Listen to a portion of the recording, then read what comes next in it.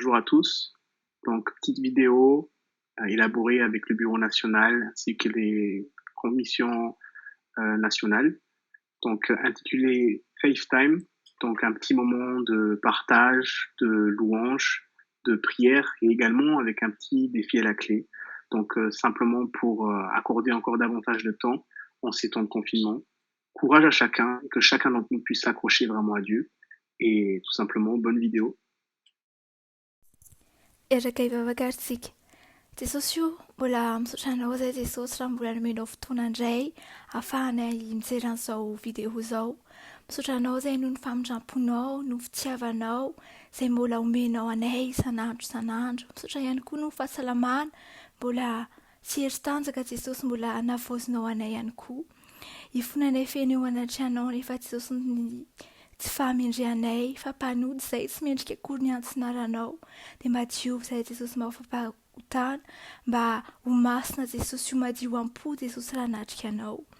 Jesosy io apetraka finompilatananao Jesosy ny toy an'izao vidéo zao ary kasio Jesosy ny fonay tsirairay avy mba handray ny teninao sy mba ahery Jesosy. Dia amin'ny anaranao naovanay an'izany vaky izany. Misaotra Jesosy io. Amen. Bonjour à tous au nom de notre Seigneur Jésus-Christ. J'espère de tout cœur que vous allez bien en cette période de confinement pendant laquelle nous sommes tous éprouvés et sommes davantage tentés au quotidien, rendant notre combat dans la foi plus difficile. Comment l'Église vit-elle face à tout ce mal qui cherche à dominer le monde? Nous croyons que Dieu, dans sa providence, règne et tient toutes choses entre ses mains. Nous avons confiance que toutes choses concourent au bien de ceux qui aiment Dieu. Notre suprême réconfort face à ces difficultés demeure alors la confiance en l'amour de Dieu pour sa création, au point de s'être donné pour mourir à la croix, pour sauver ceux qui croient en son Fils, Jésus-Christ. Même, et je dirais même à plus forte raison dans ces temps difficiles, persévérons dans l'écoute et la méditation de la parole, et annonçons la bonne nouvelle autour de nous. Car quiconque pratique le péché achemine vers la mort, mais celui qui choisit le chemin de la croix vit la vie nouvelle, éternelle et abondante en Jésus-Christ. La réponse de l'Église.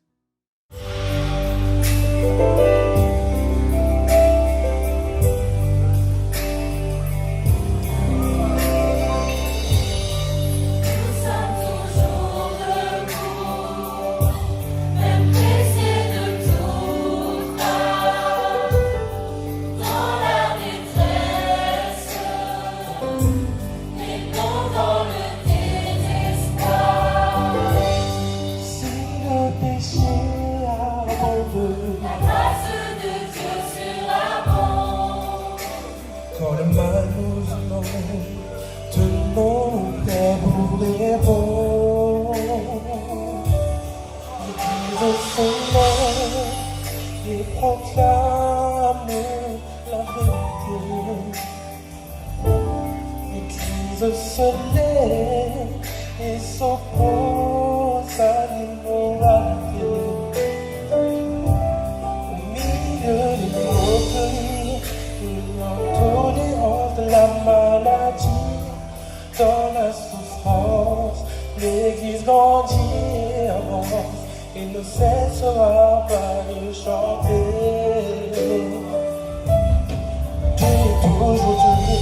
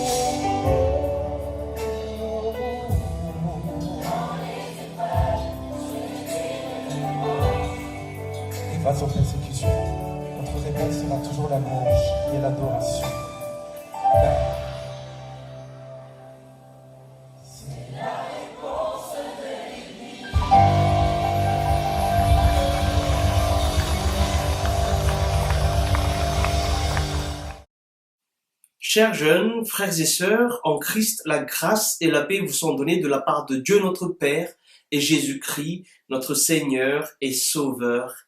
Amen. C'est un plaisir de vous revoir à travers cette vidéo. J'espère que tout le monde va bien et tout le monde soit en bonne santé. Tenez fort parce que c'est bientôt fini ce confinement. Aujourd'hui, je vais vous raconter une histoire dans Nombre, chapitre 13, que j'ai intitulé « Le tir au but raté ». C'est le fameux tir au but raté des Hébreux. Vous savez que les Hébreux ont été esclaves pendant longtemps en Égypte et par la main puissante de Dieu, Moïse a conduit ces Hébreux-là hors de l'Égypte. Dieu les a montré des prodiges en séparant la mer Rouge en Dieu pour qu'ils puissent passer, et Dieu leur a promis une terre où coulait le miel et le lait. Par contre, devant la terre promise, Moïse a envoyé les espions pour voir ce qu'il y a dans la terre promise. Et ces espions-là sont les élites, les chefs de chaque tribu d'Israël, et ils sont allés voir ce qui se passait dans la terre promise. En revenant, c'était le fameux tir au but. En revenant, ces espions-là ont dit que oui, c'est vraiment, la terre est vraiment fertile. Mais par contre, il y a un souci parce que la terre est occupée et il y a des géants qui habitent cette terre où coulait le miel et le lait. Et ces espions-là ont persuadé le peuple, les fils d'Israël, qu'ils n'auront pas la guerre, ils ne gagneront pas la guerre s'ils vont attaquer ces personnes qui occupent la terre promise. Un tir au but raté parce que ils étaient vraiment devant le but pour entrer dans la terre promise. Et à cause de cette incrédulité des espions, les Hébreux ont passé 40 ans à errer dans le désert. C'est par l'incrédulité des élites que toute l'équipe, tous les Hébreux ont erré 40 ans dans le désert. Heureusement, il y avait Caleb et Josué qui se sont levés et ils ont dit non. Si l'Éternel nous a promis cette terre, si Dieu est pour nous, qui sera contre nous? Allons conquérir cette terre. Mais malheureusement, ils n'ont été pas écoutés. Le tir au but est raté. Donc, les fils d'Israël ont erré pendant longtemps après cela dans le désert. Et c'est après que c'est une nouvelle génération qui est entrée dans la terre promise. Dans notre vie aussi, chers jeunes, frères et sœurs, c'est que il y a beaucoup de difficultés qu'on peut traverser. Mais ce sont des genres de tirs au but qu'il faut bien tirer avec la foi. Parce que si c'est Dieu qui dit, si c'est Dieu qui promet quelque chose, si c'est Dieu qui nous appelle pour une mission précise, ayons la foi et ne ratons pas le tir au but. Cette terre promise, frères et sœurs, en Christ, pour nous, cette terre promise, c'est le repos.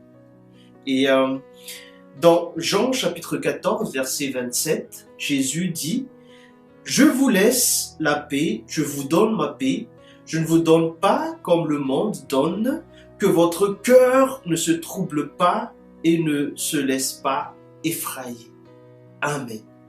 Nous pouvons rencontrer beaucoup de difficultés dans notre vie, mais c'est cette paix du Christ qui nous fait entrer dans le repos. Et on est débarrassé de tout souci si on a cette paix du Christ. Mais le repos aussi, pour nous, c'est la vie éternelle. Et cela, il faut un combat parce que le diable, l'adversaire, nous détourne toujours pour qu'on ne puisse pas accéder, tenir jusqu'à la fin pour entrer dans cette vie éternelle. Mais c'est Jésus qui l'a promis pour nous, donc il faut avoir la foi, il ne faut pas rater le tir au but. Jésus a dit, et puisque je vais vous préparer une place, je reviendrai et je vous prendrai avec moi afin que là où je suis, vous y soyez aussi. Jean chapitre 14, verset 3. Jésus va revenir pour nous prendre avec lui. Frères et sœurs en Christ, ne lâchons rien. Ayons foi en notre Seigneur Jésus-Christ et marchons avec confiance. Ne nous détournons pas ni de gauche ni de droite, mais ayons pour but cette vie éternelle. Et pour terminer, la terre promise aussi, c'est notre devenir. Toi et moi, en tant que jeunes, notre vie est encore en devenir. C'est pas votre vie actuelle là qui sera votre vie dans 5 ou dans 10 ans. Nous faisons des études, nous décrochons notre premier emploi par exemple, et tout ce qu'on fait, ce n'est que la préparation. Et Dieu a mis des choses dans notre cœur. Dieu a mis des projets, des promesses dans notre cœur. Il faut avoir confiance comme Josué et Caleb. Si Dieu a promis, il réalise ce qu'il a dit. Ne lâchez rien, frères et sœurs en Christ. Dans Hébreux chapitre 10, verset 23, il est écrit « Retenons fermement l'espérance que nous proclamons, car celui qui a fait la promesse est fidèle. » Frères et sœurs en Christ, c'est un trésor, cette promesse que Dieu nous a fait. Ne lâchons rien, ayons confiance. Avançons avec zèle et ardeur. Et surtout en ce temps de confinement, c'est une occasion, c'est une opportunité que Dieu nous donne pour nous former, pour nous préparer, pour avancer. Frères et sœurs en Christ, j'ai hâte de vous revoir et que votre vie soit une bénédiction pour les autres.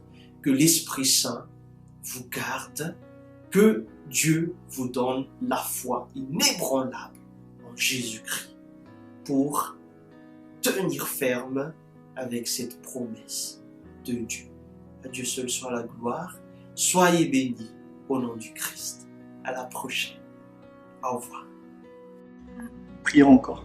Seigneur, merci pour tout ce que nous avons pu faire aujourd'hui, pour tout ce que nous avons reçu également. Et nous te confions encore, Seigneur, vraiment tous les jeunes de la STK, que ceux qui ont pu voir ou ceux qui n'ont pas pu assister également, Seigneur. Et vraiment, nous te confions encore, Seigneur, toutes les séries de vidéos qu'on va faire. Nous prions spécialement également pour notre pays, Madagascar, Seigneur, ainsi que pour la France, Seigneur. Peut-être qu'il y en a beaucoup qui sont peut-être dans le désespoir ou qui se sentent seuls, ou les plus démunis également, qui ont des difficultés financières ou autres, qui ont des familles qui sont malades ou qui sont malades eux-mêmes, qui ont perdu des proches également. Nous prions vraiment pour toutes ces personnes, Seigneur, que tu touches leur cœur, que tu touches leur vie également, Seigneur, et vraiment que toutes ces vidéos qu'on fait, Seigneur, soient vraiment des bénédictions pour chaque personne qui regarde.